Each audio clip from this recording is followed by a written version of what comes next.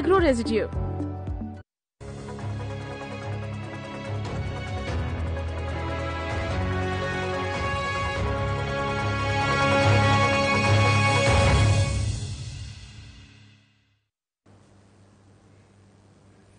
नमस्कार, आप देख रहे हैं साधना प्लस न्यूज और मैं हूं आपके साथ सान्या सा। बुलेटिन की शुरुआत करेंगे हम खबरों के साथ। हिमाचल प्रदेश के मुख्यमंत्री जयराम ठाकुर ने बिना नाम लिए गत महीने सिरमौर दौरे के दौरान पूर्व मुख्यमंत्री वीरभद्र सिंह के बेटे और शिमला के विधायक विक्रमादित्य सिंह के उस बयान पर करारा जवाब दिया है जिसमें उन्होंने कहा था कि हिमाचल प्रदेश में वीरभद्र सिंह भी सरकार रिपीट नहीं कर पाए थे। जयराम ठाकुर किस खेत की मूली है? दरअसल श्री रेणुका जी में प्रगतिशील हिमाचल के स्थापना के 75 वर्ष पर आयोजित कार्यक्रम में जनसमूह को संबोधित करते हुए कहा कि वे मूली नहीं लेकिन छोटे आदमी हैं।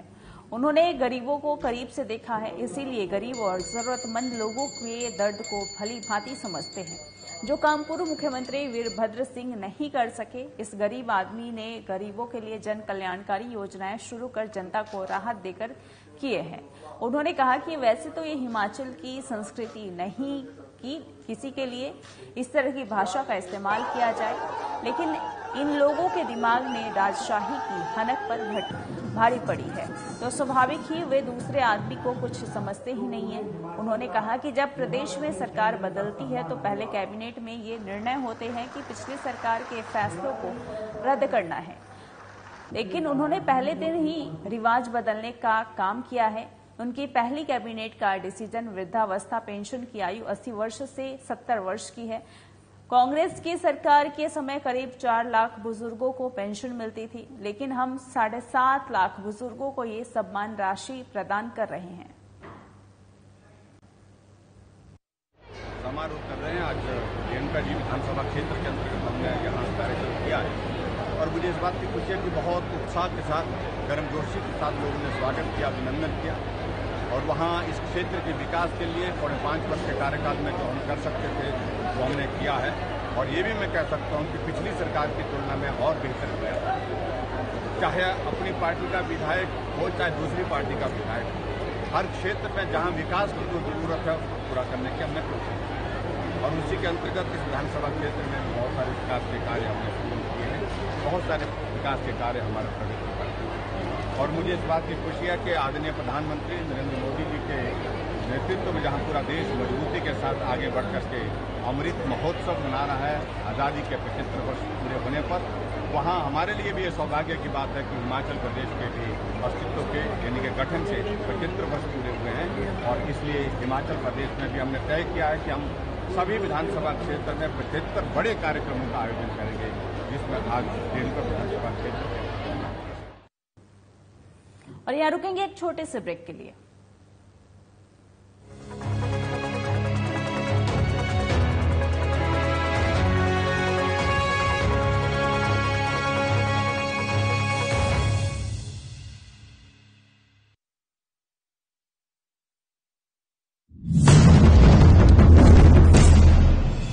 केंद्र सरकार का एक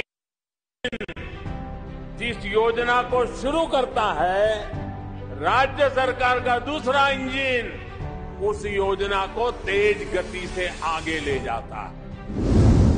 अब जैसे आयुष्मान भारत योजना का उदाहरण है, इस योजना को आगे बढ़ाते हुए राज्य सरकार ने हिम केयर योजना शुरू की और ज्यादा लोगों को 5 लाख रुपए तक के मुफ्त इलाज के दायरे में लाई। बड़े बड़े संकल्प कैसे सिद्धि तक पहुंचते हैं, हिमाचल इसका जीता जागता उदाहरण है। हिमाचल वासी स्वस्थ और सेहतमंद रहें, दीर्घायु हों, इसके लिए डबल इंजन की सरकार निरंतर प्रयासरत है। केंद्र सरकार की आयुष्मान और राज्य सरकार की हिम केयर योजना गरीबों का संबल बन रही है। इन दोनों ही योजनाओं में 5 लाख रुपए तक के उपचार की निशुल्क सुविधा दी जा रही है। आयुष्मान या हिम केयर कार्ड होने पर मरीज सरकारी या चुनिंदा निजी अस्पतालों में निशुल्क इलाज करा सकता है।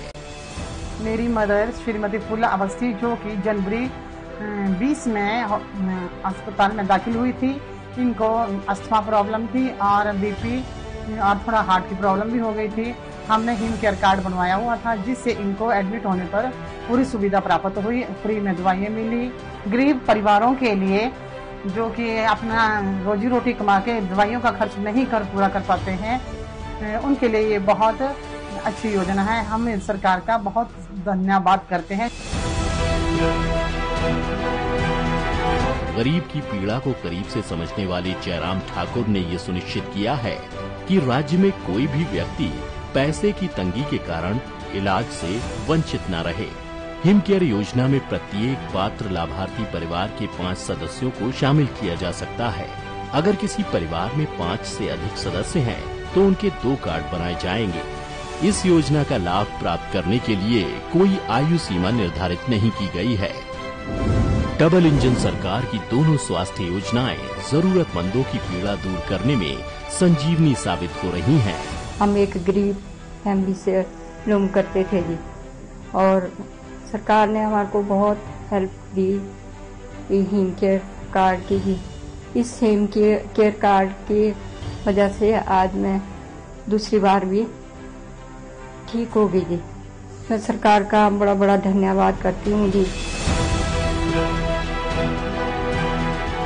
राज्य में आयुष्मान भारत योजना के तहत 4,32,000 परिवारों को गोल्डन कार्ड जारी किए गए हैं। जुलाई 2022 तक इस योजना में 1,49,000 लाभार्थियों को 187.53 करोड़ रुपए की निःशुल्क चिकित्सा सहायता उपलब्ध कराई गई।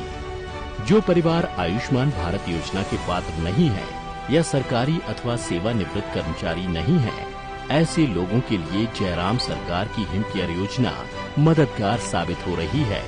जन स्वास्थ्य सुरक्षा से जुड़ी इस योजना के तहत 6,18,000 परिवारों को हिम केयर हेल्थ कार्ड जारी किए गए हैं। मुख्यमंत्री हिम केयर योजना में अब तक 3,08,000 लाभार्थियों को 285 करोड़ 35 लाख रुपए की निःशुल्क चिकित्सा सुविधा उपलब्ध कराई गई। राज्य में ज्यादा से ज्यादा लोग हिम केयर योजना का आसानी से फायदा उठा सकें, इसके लिए हिम केयर कार्ड को रिन्यू कराने की अवधि 1 साल से बढ़ाकर 3 साल की गई है। इस योजना में नए परिवार साल में कभी भी शामिल हो सकते हैं। इस वित्त वर्ष राज्य की विभिन्न जेलों में बंदियों को भी लाया गया है। पूरा और निःशुल्क इलाज मिले सबको, यह था हमारा सपना। आयुष्मान भारत हिम केयर से बना स्वस्थ हिमाचल अपना। आयुष्मान और हिम केयर के साथ स्वस्थ हिमाचल का सपना हो रहा साकार।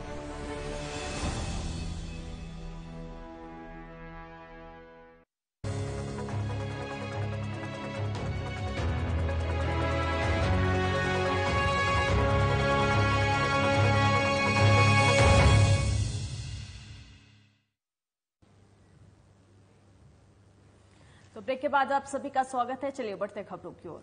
मंडी में शुक्रवार को राजस्थान के जालौर जिले में 9 वर्ष की छात्र इंद्र की पीट-पीटकर हत्या करने और दोषियों के खिलाफ सख्त कार्रवाई को लेकर बहुजन समाज पार्टी ने धरना प्रदर्शन किया है और बीएसपी ने यह प्रदर्शन आईएसबीटी से लेकर डीसी ऑफिस तक किया।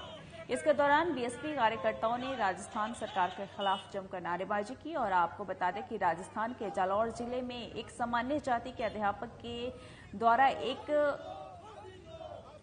अनुसूचित जाति के 9 वर्ष के छात्र की पीट-पीटकर इसी हत्या कर दी गई है। और क्योंकि उस छात्र ने उक्त अध्यापक की मटकी से पीने का पानी पिया था, जिसकी वजह से वही प्रेम कुमार हवाल ने कहा है कि अनुसूचित जाति के लोगों के साथ देश में हो रही हत्या, दुष्कर्म, मारपीट, गुंडागर्दी की घटनाओं पर रोक लगाई जाए और इस तरह की वारदातों में संलिप्त दोषियों के खिलाफ सख्त से सख्त कार्रवाई की जाए।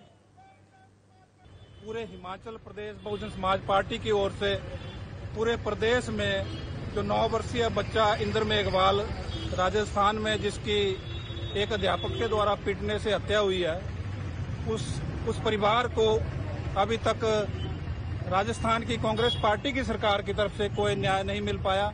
और हमने मंडी उपायुक्त के माध्यम से राष्ट्रपति महोदय को भी निवेदन किया था। कुछ मांगे हमारी थी, उन पर भी अभी कोई संज्ञान ना तो केंद्र की बीजेपी सरकार की तरफ से लिया गया और ना ही राजस्थान की केंद्र की कांग्रेस पार्टी की सरकार की तरफ से लिया गया।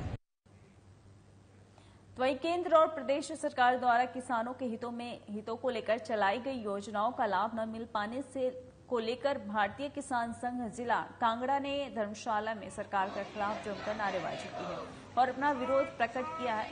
विरोध प्रदर्शन में पुरुषों सहित भारी संख्या में महिलाओं ने भी हिस्सा लिया और सरकार के खिलाफ रैली भी निकाली। वहीं इस मौके पर भारतीय किसान संघ जिला कांगड़ा के अध्यक्ष होशियार सिंह पठानिया ने कहा कि सरकार द्वारा किसानों के लिए अलग अलग प्रकार की कई परियोजनाएं चल रही है, परंतु इनका अपेक्षित लाभ किसानों को पर्याप्त नहीं हो रहा है। उन्होंने कहा है कि संघ समय समय पर सरकार के ध्यान में विभिन्न समस्याओं को रखता आया है। डीसी साहब के माध्यम से मुख्यमंत्री को उपदेश को भी ज्ञापन भेजे थे, लेकिन उसके ऊपर आज दिन तक कोई ठोस नीति, ठोस कार्रवाई नहीं हुई है, जिसके चलते आप सबके माध्यम से सारी दुनिया ने देखा कि पठानकोट और जो पंजाब और हिमाचल को जो बड़े नेशनल हाईवे पुल और रेलवे की करोड़ों रुपए की संपत्ति जो है वो बर्बाद होगी इसी खनन की भेंट कर करके। लेकिन आज दिन तक भी अभी एक पुल टूटा, दूसरा भी टूट गया। आपके माध्यम से हमें आज भी खबर देख रहे हैं कि वो दोबारा बंद कर दिया गया। वहीं नवनियुक्त डीएसपी संजीव भाटिया ने डलहौजी में बतौर डीएसपी कार्यभार संभाल लिया है और कार्यभार संभालने के बाद पत्रकारों से बातचीत में उन्होंने बताया कि शहर की यातायात समस्या को पटरी पर लाने के विशेष प्रयास होंगे। वहीं वाहन चालकों को यातायात नियमों का पालन करने के लिए जागरूक किया जाएगा। वहीं इस क्षेत्र में अवैध रूप से नशे के कारोबार में संलिप्त असामाजिक तत्वों पर पैनी नजर रहेगी। साथ ही जनता के साथ मिलकर समर्थन मूल्य दिया जाना चाहिए ताकि बागवानों की आर्थिक मजबूत हो सके। और जिला कुल्लू के मुख्यालय ढालपुर में भारतीय किसान संघ के द्वारा किसानों को हो रही समस्याओं को लेकर धरना प्रदर्शन किया गया है और डीसी कार्यालय के बाहर भी किसानों की समस्याओं को लेकर नारेबाजी की गई। इस दौरान भारतीय किसान संघ ने मांग रखी है कि अब फसलों की लागत का खर्च किसानों को अधिक आ रहा है, उससे अधिक मूल्य भी किसानों को मिलना चाहिए। हिमाचल प्रदेश में आज प्रदेश व्यापी आंदोलन कर रही है, धरना और प्रदर्शन दे रही है और इसमें विशेषकर एक जम्मू कश्मीर के तर्ज पर सेब का लाभकारी मूल्य मिलना चाहिए। जैसे जम्मू कश्मीर में 65 से 70 ए ग्रेड, 35 से 40 बी ग्रेड, 25 रुपये समर्थन मूल्य है। भारतीय किसान संघ डिमांड करती है कि जैसे जम्मू कश्मीर में सेब का मूल्य है और जो इसमें नेफेड कंपनी खरीदती है, सेंट्रल गवर्नमेंट सब्सिडी देती है। भारतीय किसान संघ डिमांड करते हैं कि जम्मू कश्मीर में भी जितना खरीदते हैं, इसलिए हिमाचल को भी हमें भी उस तर्ज पर। तो फिलहाल के लिए इस बुलेटिन में इतना ही। बने रहे हमारे साथ। नमस्कार।